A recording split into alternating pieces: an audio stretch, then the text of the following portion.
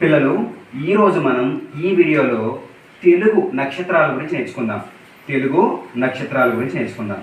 ఈ నక్షత్రాలు 27. ఈ నక్షత్రాలన్నీ నేర్చుకుందామా? సరేనా?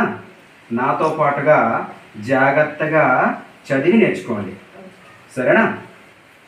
అశ్వని, భరణి, కృత్తిక, రోహిణి, మృగశిర, ఆరుద్ర, పునర్వసు, పుష్యమి, ఆశ్లేష, మఖ, పుబ్బ, ఉత్తర, హస్త, చిత్త, స్వాతి, విశాఖ, అనురాధ, జ్యేష్ఠ, మూల, పూర్వాషాఢ, ఉత్తరాషాఢ, శ్రవణం, ధనిష్ట, శతభిషం, పూర్వాభాద్ర, ఉత్తరాభాద్ర, రేవతి.